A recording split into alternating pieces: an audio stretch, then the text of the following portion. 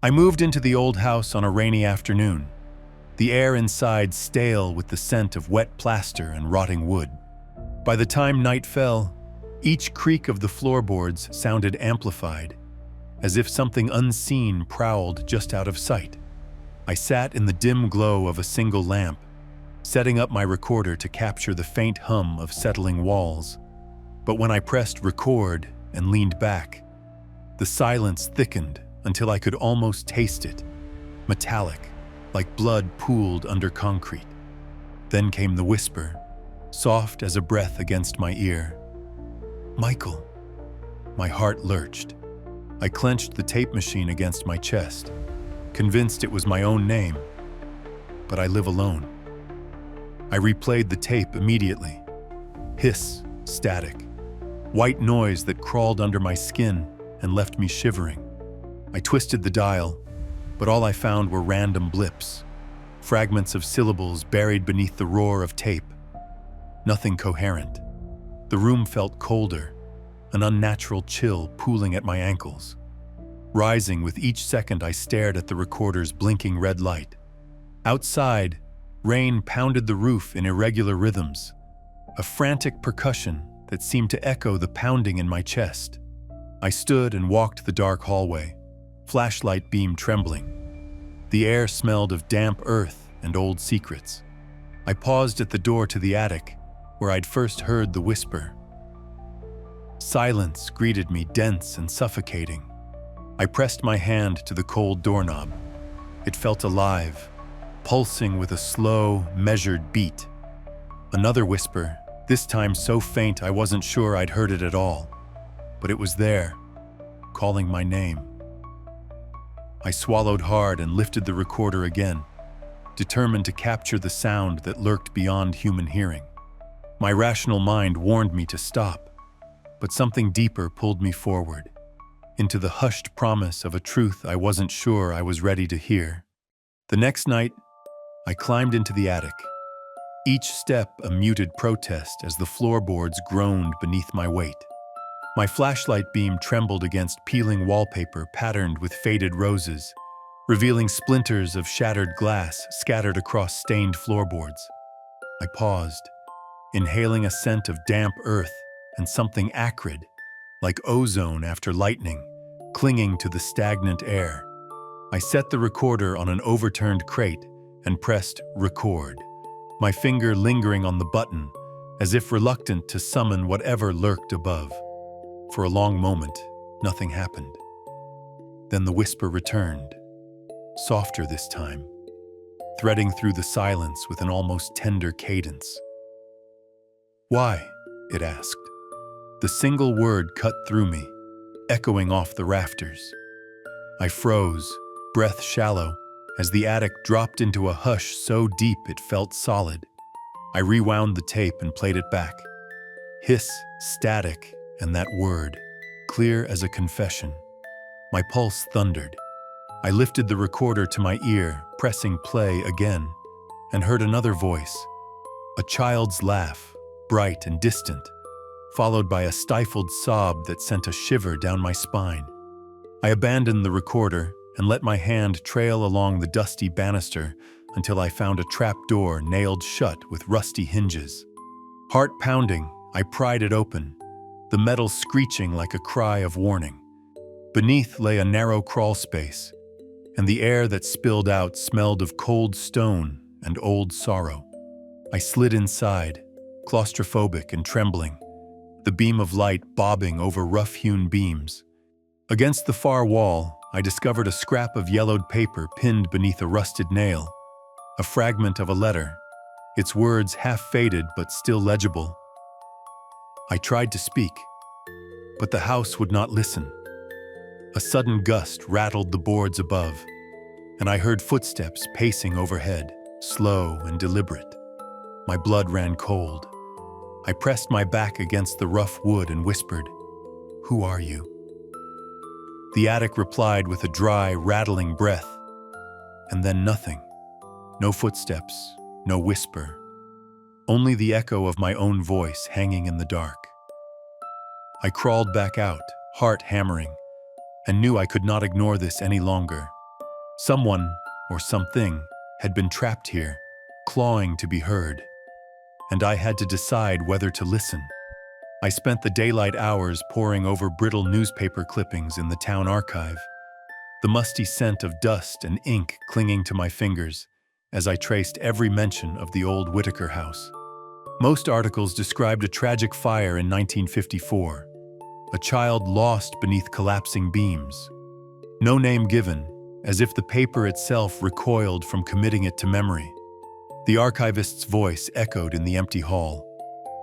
"They never found him," she said softly, eyes hollow. I left clutching a single photograph. A smiling boy in a stained dress shirt, his eyes pleading. That night, I placed the photo beside the recorder on the attic crate and pressed record. Silence fell heavy, broken only by the drip of a leaky pipe somewhere below. Then, a small voice, tremulous and hesitant. "Michael." The word floated through the attic like a moth beating wings against glass. My heart slammed. I leaned closer to the recorder, sweat cold on my brow, breath hitching as the temperature in the cramped space plummeted, my skin prickling with ice. "Who are you?" I whispered. A pause, then another word, barely audible. "Buried." I scrambled to my feet, every limb shaking, and shone the light toward the far corner where a loose floorboard lay half lifted. Beneath it, a patch of earth and charred debris peered through the gap.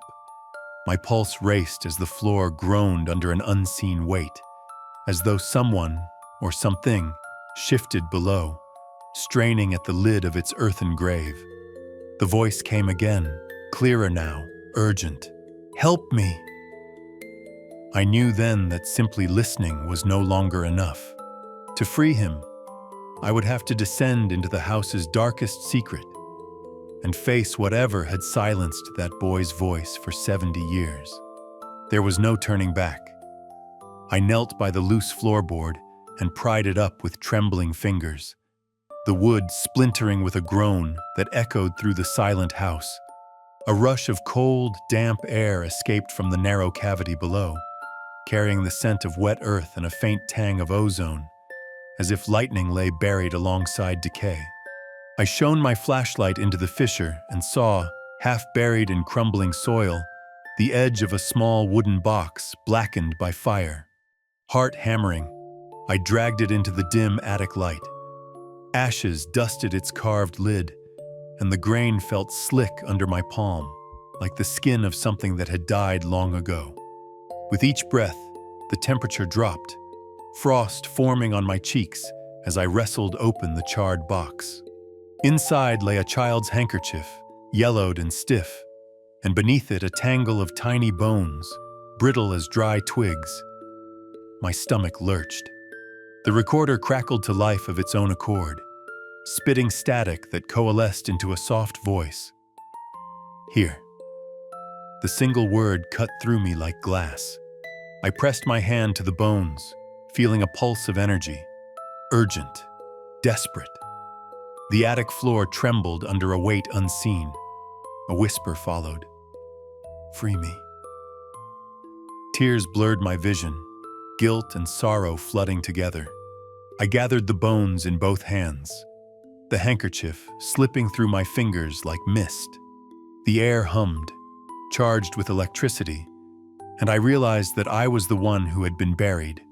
My disbelief, my denial, locked beneath years of distance from my own past. I had to set this boy, and myself, free. But as I stood, clutching the fragile remains, the floorboards groaned again, louder, and the walls seemed to lean in, as if the house itself resented my trespass.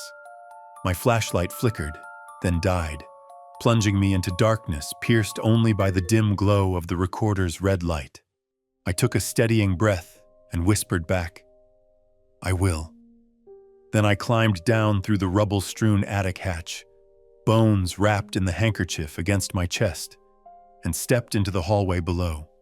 With each footstep, memory cracked open like the splintered wood above. The point of no return lay just ahead, but I walked toward it, determined to bring light into the silence. I carried the fragile bundle of bones down the narrow corridor, each step reverberating like a heartbeat through the silent house.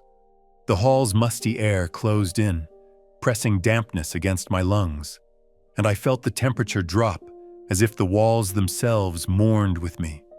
I reached the study door, the only room untouched by rain and rot, and cleared a patch of floorboards where the earth beneath lay damp and soft. Kneeling, I unwound the handkerchief and gently laid the tiny remains into the shallow hollow, the soil swallowing them with a soft, wet sigh. A sudden gust rattled the window panes, carrying with it the scent of ozone and something sweet, like a child's laughter on the wind. I pressed my palm to the floor, feeling the faint echo of tiny bones brush against my skin. Then I spoke aloud every word I had learned in the attic. The boy's name, his mother's lullaby, my own apologies that I had never voiced. The air vibrated with a low hum, as though the room's breath steadied, and for a moment the world held its silence. Then the soil pulsed beneath my hand and the floorboards groaned, not with warning, but with release. Warmth flooded the corridor, dispelling the chill that had tracked me through each night. I stood, heart pounding, and watched as a pale shape coalesced in the fading glow of the lamp. No solid form, but a flicker of a smile and eyes alight with gratitude. The shape lingered a heartbeat, extended a tiny hand in farewell, and dissolved into the wood grain. In that instant, I understood. The whisper that had drawn me here was not simply a plea for freedom, but a call to remember compassion for forgotten souls and for myself. The skeptic I was has fallen away, replaced by someone who listens to the silences and believes in the voices that echo in empty rooms. If this story sent a chill through your bones, give it a like, and whisper a subscribe to WhisperTales for your next nightly escape into anxious calm.